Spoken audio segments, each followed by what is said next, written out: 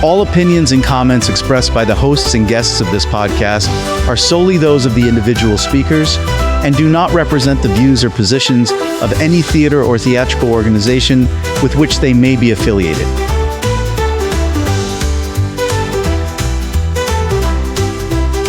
Welcome to the ACT Podcast, Actors Creating Together, a podcast dedicated to theater here in the South Texas area. And now, here are your hosts, Jessica, Cameron, and Mario. Well, hello everybody. We're back with episode 5. How y'all doing? Hey, great. Hey, fantastic. We're all together again Baby family. to talk about what's going on this week.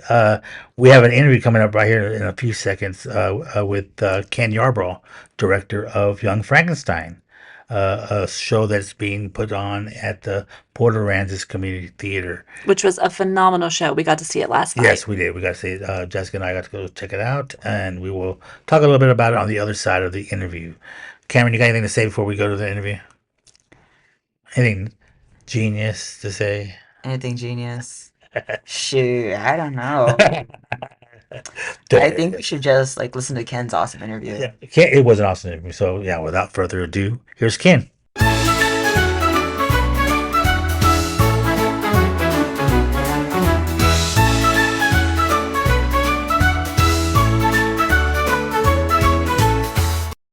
Okay, guys, it's time for our interview for this episode, and we've got a special guest. His name is Ken Yarbrough. He's the director of Young Frankenstein at the Port Aransas Community Theater. Ken, how you doing? I'm well. Thanks for having me today. Oh, well, we appreciate you taking the time to come out and talk to us. Tell us a little bit about yourself. Tell us about your history, your background. Oh my gosh. Let's see. Well, I got involved in theater early on. And I remember Ebenezer Scrooge was like the very first role I ever played. I think I was in 4th grade. Oh. We did a school production of it, and like so many other people, you grow up, you get a career, you get a wife and a family, and you get out of it. And fortunately for me, I was able to find a way back and started at Seashore Learning Center on the island. I began doing youth productions there many years ago, and that led to the Port Aransas Community Theater. They had just built this new building, and was at a soccer game one day, and was introduced to the president of the board of directors at PACT. Okay. And I said, "Hey, I've got these students right now. We're at Seashore Learning Center, and we literally built some plywood cubes that we're using for our stage. Would it be all right with you if I brought them up there and put them on a real stage with real lights and microphones and let them see what that feels like?" And without hesitation, he said yes. Wow. And so we, a couple of weeks later, found our way up to to the Port Aransas Community Theater, this brand new building. And before I had left, they had asked me if I would consider directing their youth production that was coming up, which was Grease. Oh, wow. And so 20 years next summer, it will be the 20th anniversary of that production. Wow. Yeah, so that's that building. So anyway, that's how and then I've been there ever since. So 20 years at the Port Aransas Community Theater. So name a few of the shows that you did. Oh my gosh. Just a few. I know you. Yeah. So for youth productions, Elf Junior, so many of the junior shows was in the Full Monty. I've been on stage. We've done all of the Greater Tunas, my buddy Mike Jones and I. Those are my personal favorites. Bertha is very personal to me. And anyway, Greater Tuna is Bertha Bueller. One of mine. Yeah, absolutely. And would absolutely jump at the opportunity to do those again. Was directed the play that goes wrong a couple of years ago, Little Shop of Horrors. Last year was Spamalot, which I must like that show because second time I've directed it. I had the real privilege to direct that at Harbor 10 years ago. Oh, wow. When they did it the first time. And then was actually scheduled I was going to direct The Addams Family at Harbor. Okay. And, they put these posters up in the lobby and it says, directed by.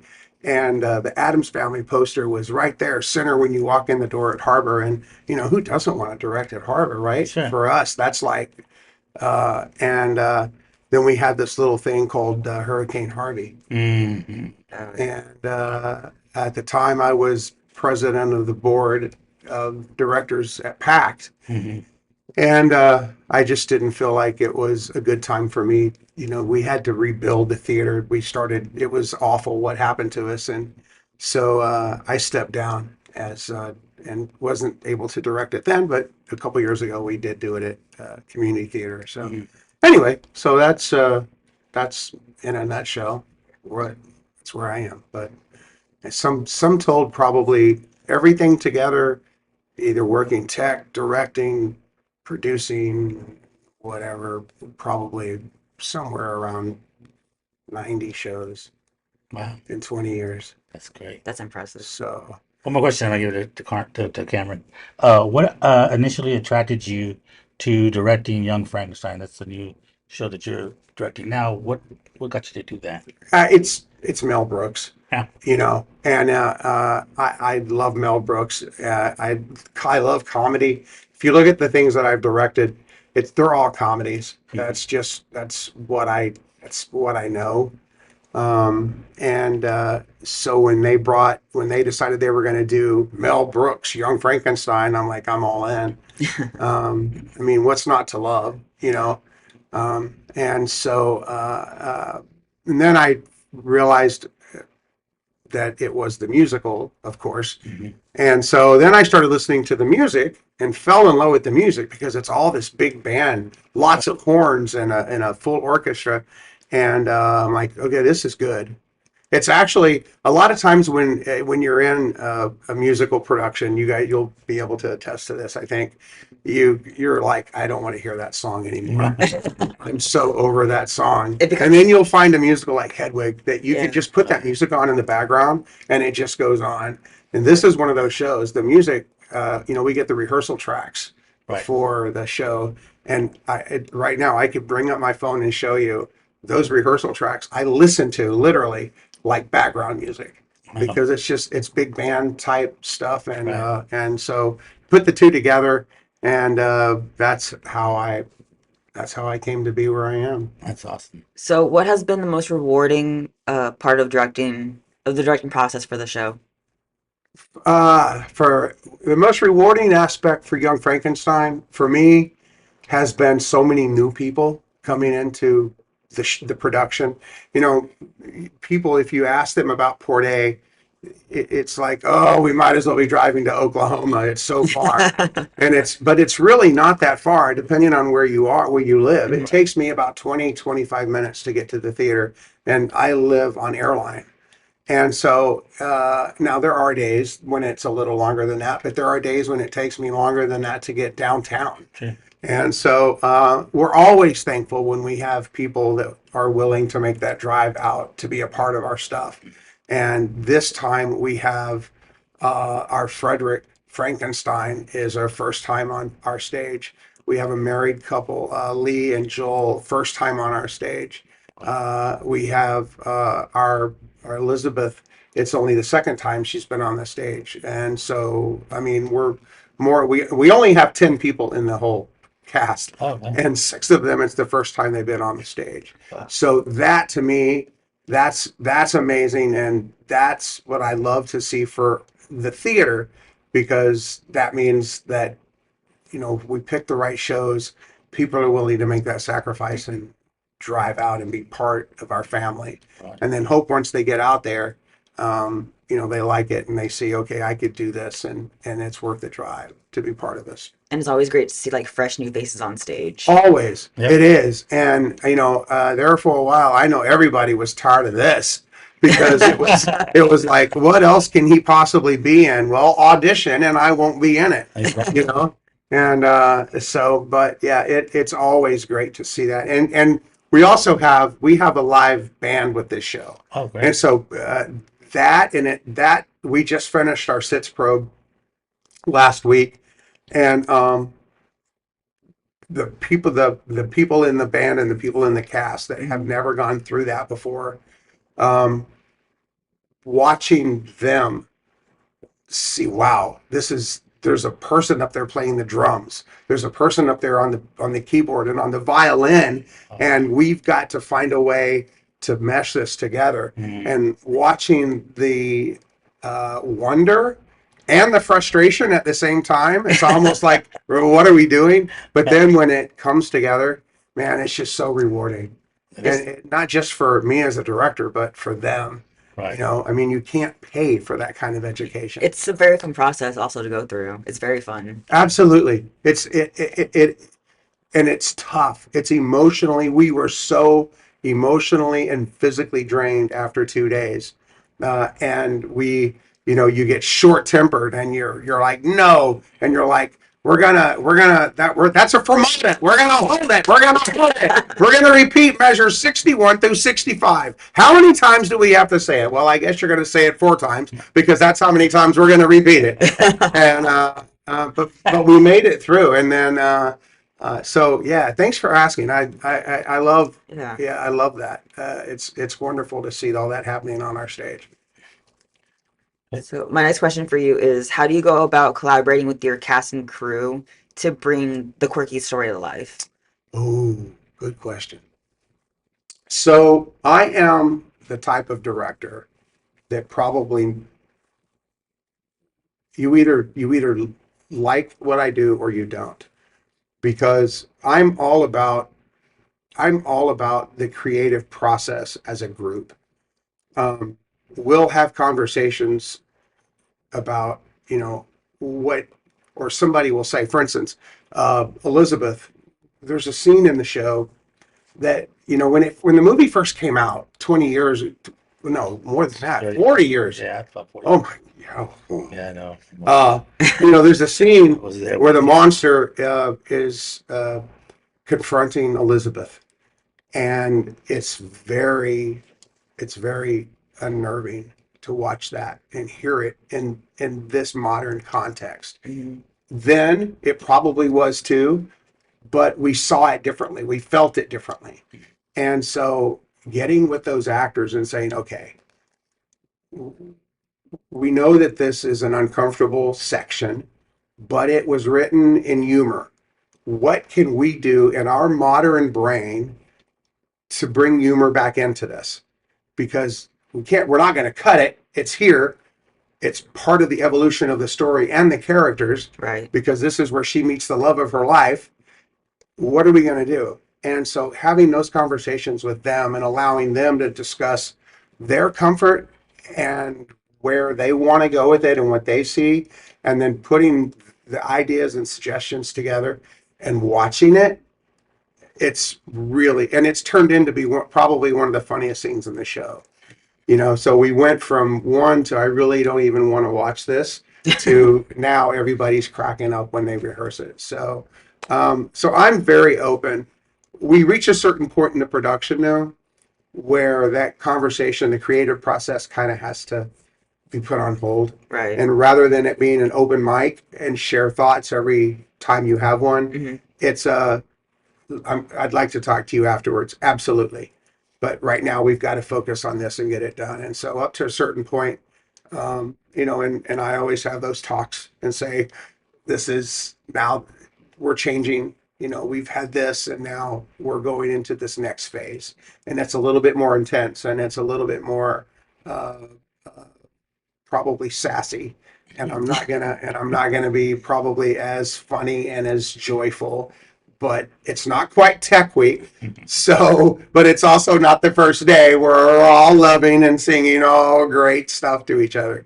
But you know, but every production goes through that. Right. Yeah. But yeah, that's just my style. And sometimes that's just how it works. I mean, I've been in a couple of productions where it's like you said, it's really everything's great in the beginning, and then things start happening, and you get frustrated and don't know how to get out of these situations or how to get to one point, and it's like frustration happens, and that's when a good director comes in and stops and says, you know, let's think about this, talk it through. Well, part of the danger is when you give freedom, it becomes expected.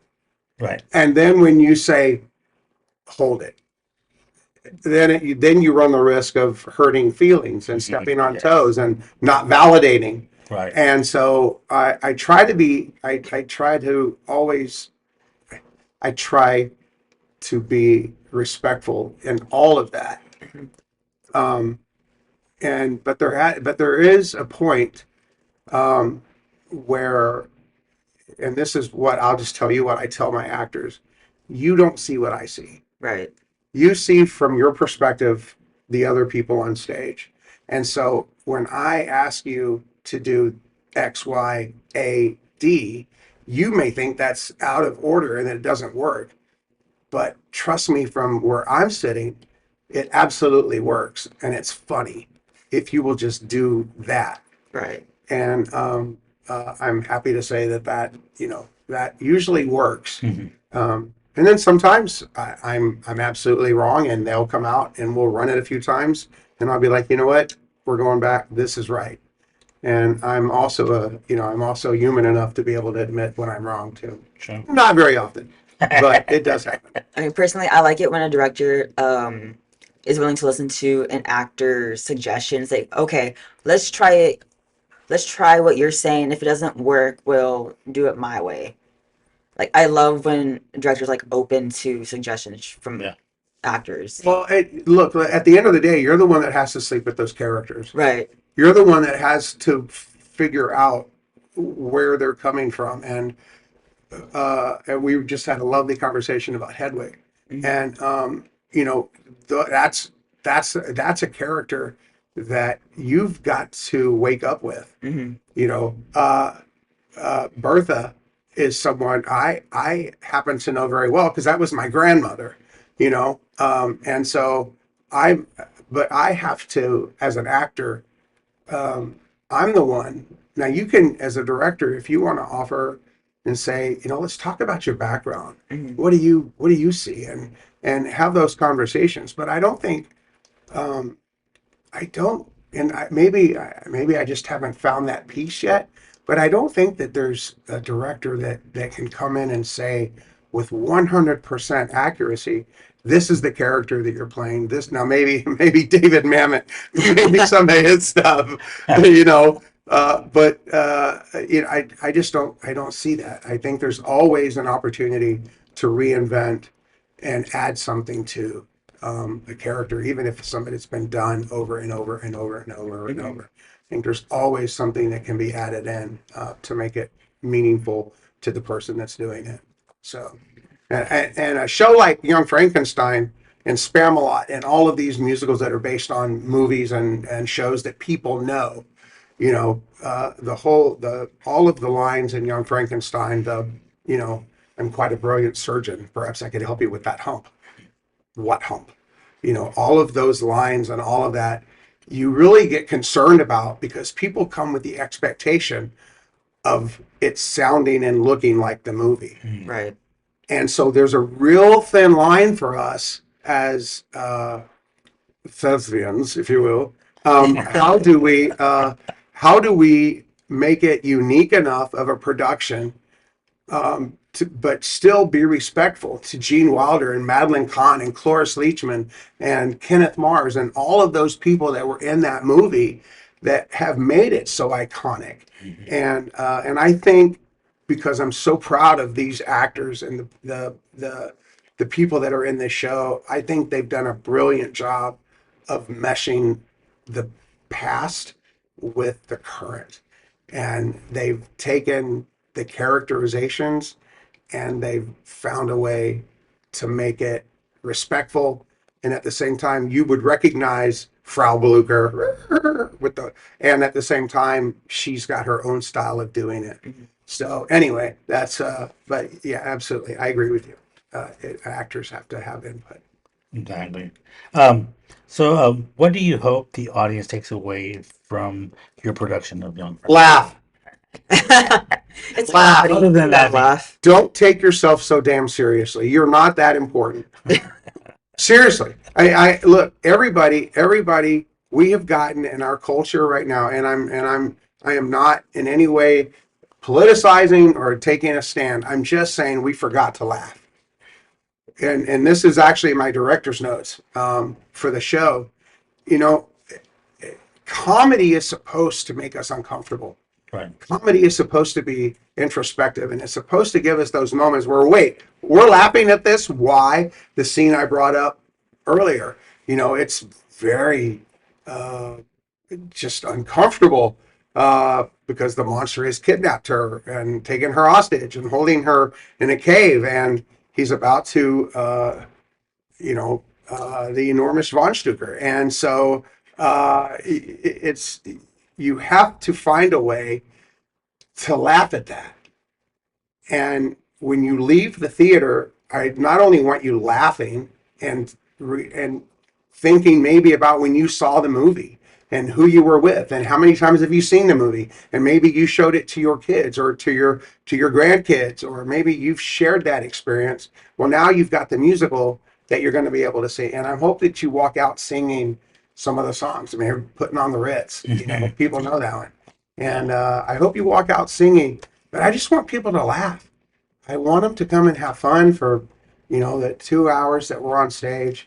And then when they leave, I hope, I don't want them to go right back into the real world. I just want them to sustain that and find the joy.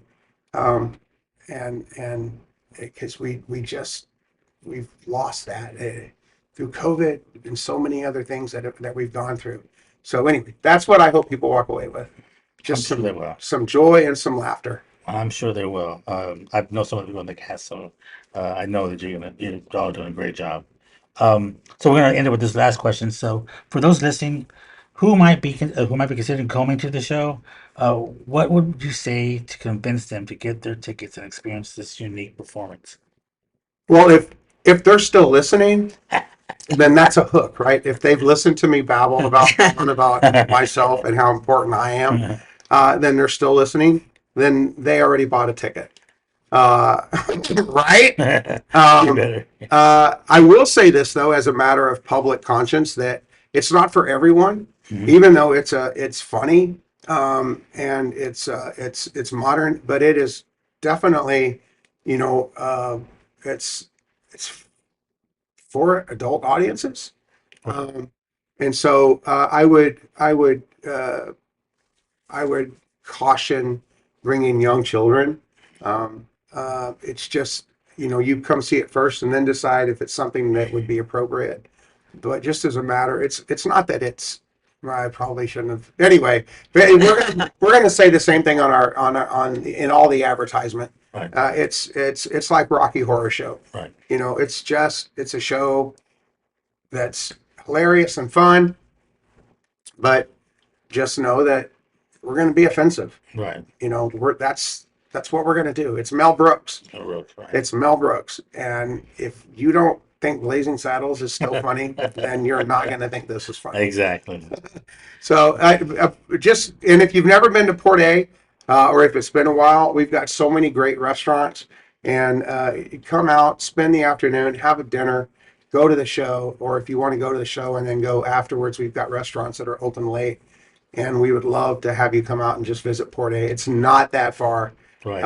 It's really not. You can make it up there in 20, 25 minutes, depending on where you're at in the city. And we do have people come. We do have regulars that come from Victoria and from all around. Sure. In this particular show, we've got people that bought tickets from New Mexico. Oh, wow. That found out we're doing it, and for whatever reason, maybe, I don't know, some blackmail or something going on. I happen to be in But, town. yeah, I mean, so we're really proud of that. We're really proud that people come. They'll drive by the theater and see what we have on the marquee and just stop in, So anyway, I mean, who doesn't love dinner and a show? Grab your husband, grab your wife, grab your boyfriend, grab your girlfriend, grab your partner. Dinner and a show. I mean, come on. What's better? absolutely. Drive out to Port A. Yeah. At the drive up to Port A. That's right. Nice. Take your time on 361. Be careful. Follow the speed limit, 60 Yes. miles an hour, and just come and have fun. Exactly. Well, Ken, why don't you tell us just all the specifics about how to get tickets? You can visit, first off, you can call the box office, which is 361-749-6036. Leave a message and they will call you back and they'll take care of it. Or you can visit www.PortAransasCommunityTheater.com. And I think the R and the E are backwards there. So I think it's theater Theare, Right. the Shakespearean theater way. That was our founding member Betty Crawford's idea to have theater spelled backwards. So anyway, And what's the show dates?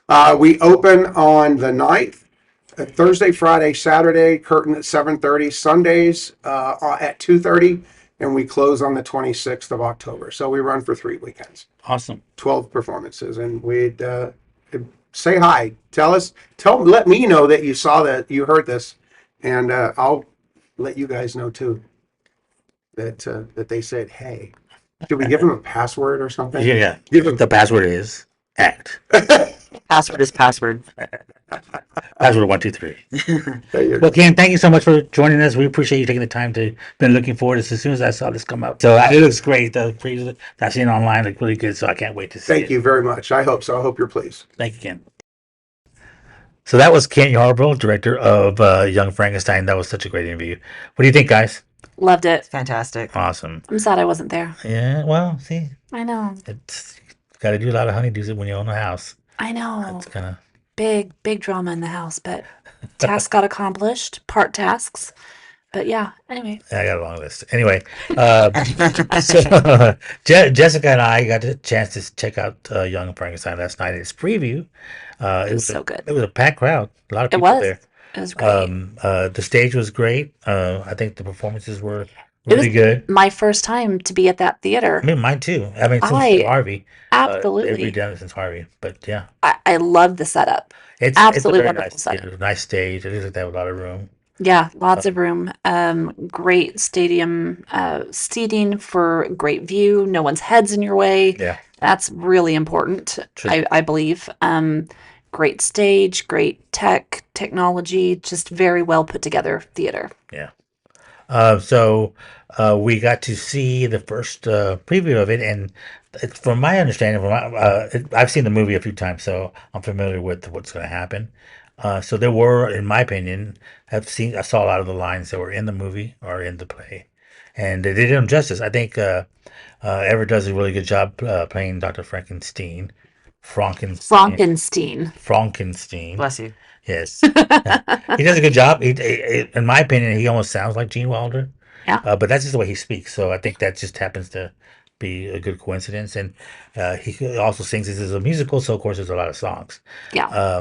We did. So they have a really nice cast. A lot of people who play a couple of dual roles, along with as ensemble. They do some of the Yeah. the father or the grandfather. It's played by a guy that plays a couple of roles, and but I thought it was really good. The script is very humorous. Yes. The songs, the lyrics, the concept, just absolute comedy. They did a great job. They only had 4 weeks to Yeah. put the show He together. was saying 4 Weeks. weeks, and they were pretty good. I didn't see any really mess ups that I would have noticed. Right. Yeah. No, as far as mess ups and things of that nature, no, nothing noticeable at all. Very well put together. It truly is a feeling of a community theater. Yes. You know, it's that's the true. perfect essence of community theater and what it's supposed to be. It's actors creating together, Exactly. right? It's coming together to put on a show. And have fun doing it. And that's exactly what they did. You could tell that they were having fun. And Yeah. that made the entire show. It was just, I cannot say enough good things about the energy that they brought to the stage. Yeah, I mean, also what I did, and I know it's really a lot because it was really packed crowd there. A lot of the community came out to support this show. Huge community. And it's if you're not familiar with Port Aransas, it's not the biggest little town. And It's a tiny town. People came in, and it was all the front was packed. All the tables had seats in them, and we were almost filled up in where we were at. So, and this is just a preview. So Yeah. I can imagine tonight when they open, or so we're recording this on Thursday, so they're opening tonight. But they have the whole weekend. I think that's cool. Last night they were gonna have 4 shows in a row, so that's kind of a feat to do. Yeah. Opening weekend. But more power to them. I think that they can do it. If they can fill that house, that would be good. So I highly recommend to go take the trip out to Port Aransas, have Absolutely. dinner out there, and take in a The show. town itself, if great. you've never been, is phenomenal. Oh It's yeah, all of maybe 12 square miles in total. yeah, It's a tiny little community. Yeah. But the support that I noticed that they have from all over the Corpus area. You've got the ferry that gets you over to. I'm still not the best at the geography here in town, but Portland, oh yeah. uh, Portland area. You go from Portland Portland, area. You take the little ferry and come on over, and then like what are some of the other little towns on that side of the bridge or that side of the ferry? Ingleside, Greater Portland, Sinton, Taft. Yeah, Uh, so yeah, you have a lot of those small communities. a That lot you of small get. communities that, yeah, Sounds and good. the best way to get there again is through ferry, and depending on the day of the week, Yeah. that could take an hour sometimes to get across. Um, but then going down the other highway and into Corpus, South Side area, you've Right. got a lot of community coming from that area. Yeah. Um, and they're the ones that are even in the cast and spending that time driving there daily to be in the show. It's just a great community. Yeah. So I was really pleased to see a fat crowd. Um, and but like I said, I think it's going to only get better as they go on.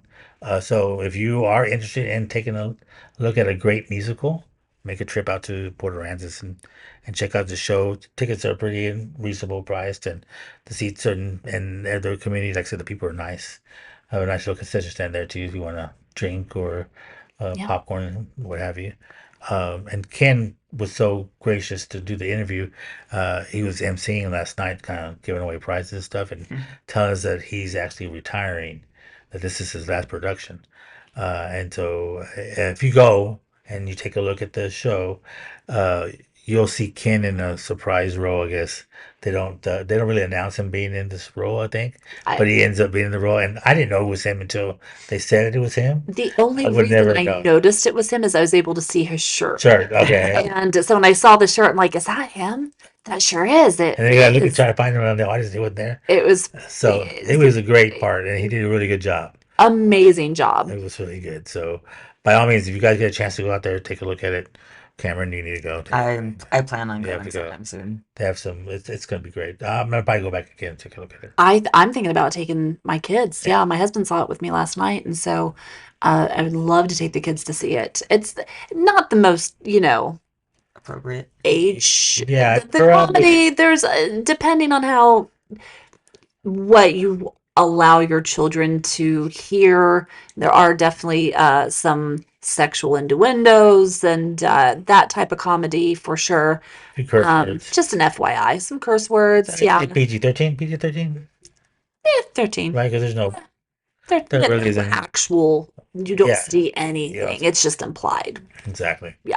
So yeah, by all means, I think go out there, take a look at that show. Oh yeah, definitely. Also something we want to talk about too, and I don't think we have anything in front of us. I don't know if Cameron's got that information or not. But we did announce last week, or I did post it on the Facebook page, that they had postponed the Shawshank Redemption.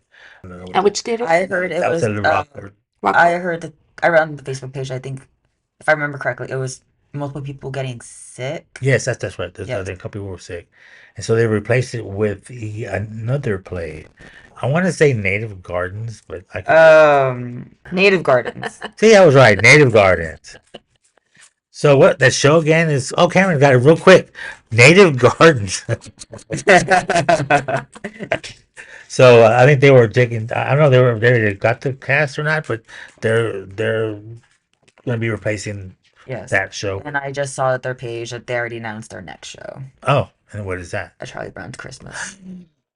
Ooh. Like the original one, they kind of danced like that. 'Cause I I want to don't- go and do I don't know. I hope Lioness. so. Great idea. Yeah, I love that show. I love it. The TV show. I'm in. Of course, I grew up with that. Yeah, And over and over and Great over. nostalgia. my Yeah. mom would put on A Charlie Brown's Christmas every single Christmas, and she bought a fake replica, or like a replica of their tiny Christmas tree, Mm. and it had the blanket around it with the one ornament. And you push a button, it played music. Was it a Hallmark one? Was it? I believe so. I want to say yes, My mom but I can't had be sure. it. My mom likes to collect all that stuff. When not it's Charlie Around Christmas. Not there's two of them. There's one that's with the little tree, Hmm and then there's the one where they do the play, the the nativity scene play. It's not the same in the same one. I don't know. I think it It- might be a different one because the other one they do different music. I remember because it's a Charlie Brown Christmas and then it's Christmas time Charlie Brown. I think it's the other one. Fall. But anyway, in any event, in the original, they go through all these characters on the stage, and they show this one character that you never ever see again. They name him and everything, and I can't remember his name off the top of my head, but they name him and everything, and they just kind of go right by him, and then you never see him again. You see Pigpen, you see all these other ones that come back on the other shows, but you never see this guy again. I don't know why they decided we're just not gonna. This dude didn't fit the. I'll have to check that out. Yeah. And I have to So, look it up. there are two different Charlie Browns. It's Charlie Brown and Christmas, and then it's Christmas time again, Charlie Brown. Okay. Oh, so is that a part 2? I think it's just another one. Just another one. I want to say it's just another one. They made when these came out. They were back in the '60s, I believe, and it got on CBS. I think CBS took them, and they got a good aired on ratings. CBS in 1992. The original, or the second one? It's Christmas time again. Yeah. So the original, I think, is in the '70s. And then the second one came out. The second one, they 2? they're just marketing. Yeah, because I think there was a time when they resold the Charlie Brown franchise again, kind of like to bring it back, kind of, Mm-hmm. and they made new ones with the newer kids, of course, that weren't, I guess, even born at the time when the original came out. 1965 is the first one. Okay, so those people are older than It's a I am. long difference They're like 60. Yeah. between the first and the second one. Yeah. Well, but there's a lot of. There's a Thanksgiving Charlie Brown. There's True. every I love the Thanksgiving. every holiday got a Charlie Brown show, which was great for CBS. I think they put one out every year. And I don't know why we went down this rabbit hole, but anyway, I want to go see that. So is that a musical? Yes. So they are gonna have. I didn't know it was a musical. So it's the full on. Well, I didn't read the whole thing, but I'm assuming it's a musical. Okay. Well, that I would. would assume it is. I would assume. Keyword is assume. I don't know. Is that You know what happens when you assume, right? beep beep Way beep? you're beep. looking at me. I'm so confused. When you assume, you make a ass out of you and me. We'll beep that out. Assume. This is a. You've never heard that before? No. We're old. We're old. Yeah, I think whenever you edit this, you should just do the beeps. Beep beep. Yeah, beep beep. beep beep. beep. Yeah, just so y'all know, Only I'm the youngest one here. There's a big from between me and Cameron. There's a big age difference for sure. Yeah, Sorry about that. 13-year age difference between I'm 27. and I'm 40. Yeah, 13 years. the math is mathing. Now the way that partner just looked at me. Jesus. You don't even want to know how old I am. I just had a birthday, so Happy belated. yes, I had a birthday. Happy belated Still here. birthday to you. Oh my god. Anyway, Happy belated. what other things we want to talk about? Do we have a question for this week's trivia? Yes, I think we do. Question for this week's trivia. For your chance to win tickets to a show at the end of the year, Right. not yet decided. The question is, how many years has our guest interviewee, Mr. Ken Yarbrough, helped or assisted and been with Puerto Aransas Community Theater. Community Theater? That's a good question. It's in the interview. I do remember him That it saying is. it a couple of times. He did mention it last night, so if you were there last night, he said it there too. So But it is in the interview. it is in the Yes, interview. Yeah. it is. So go get that answer. Send it to us on any of our platforms of social media for your So- chance to win. I gotta open a TikTok. I We haven't don't have opened TikTok yet, do No, we? don't have TikTok yet. We need a TikTok. We do need a TikTok. Somebody needs to start handling the social media. I will take care of the TikTok. Mario has a Facebook. Other Facebook. Jessica, I don't know what you're going to be doing. We gotta do Instagram. You know, once we get 2,000 followers on TikTok, we can start doing these recordings live. Ooh, then you hear all our mess ups. Is it 1,000 followers or It's 2,000? 1,000. Is it followers. 1,000? It's 1,000. And they let you go live on, is that the rule? Yeah, Yep. then you can go live. I have enough followers on my personal account that we could go live on my personal. Ooh. Ooh. Ooh. I don't That's even know how much I have in mine. I don't have. I have like I- 81. I have 1,200 in my Facebook, but I don't have. No, my TikTok's 2,260. Nice. Perfect. So yeah, we Rolling. can go live until we get followers. So there's a question for you guys. Do you want us to go live? That's a great question. We should go live. Yeah. I think we should go live. I Yeah, vote it'd be we go funny. live. Yeah. Yeah, Yeah. let's try it on our next. Anything can happen when we go live. True. That could be dangerous. It could Not be editing dangerous. out our beep beeps, beep beep beep beep It'll beep. be fun. There's no 10-second delay like on TV. You will get to witness Cameron's ADHD Yeah, in action. he's like so like animated. See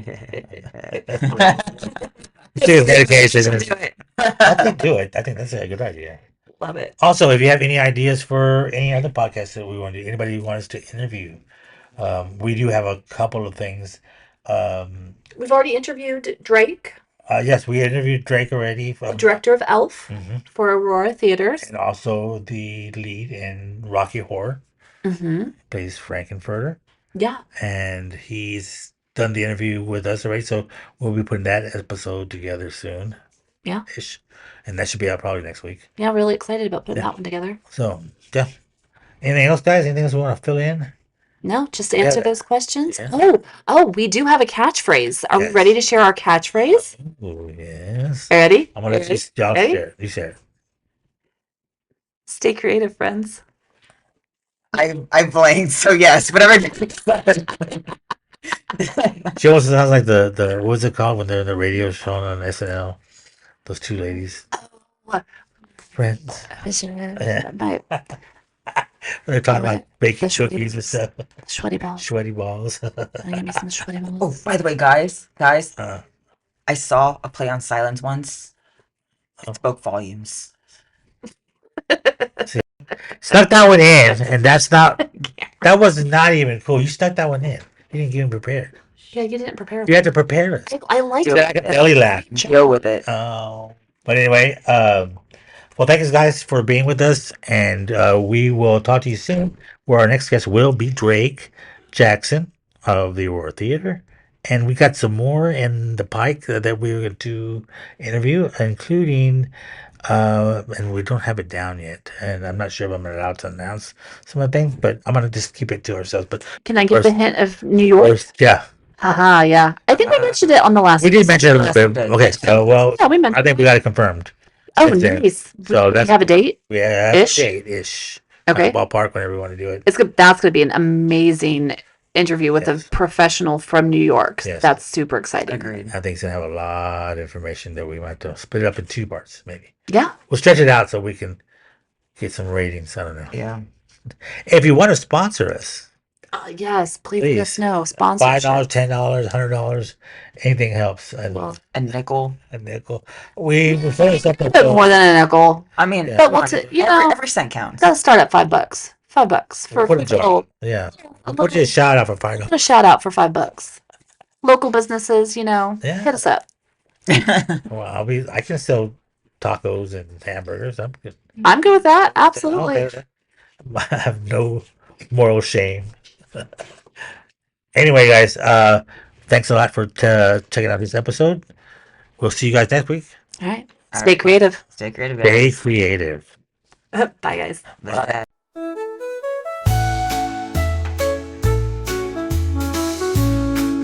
All opinions and comments expressed by the hosts and guests of this podcast are solely those of the individual speakers and do not represent the views or positions of any theater or theatrical organization with which they may be affiliated.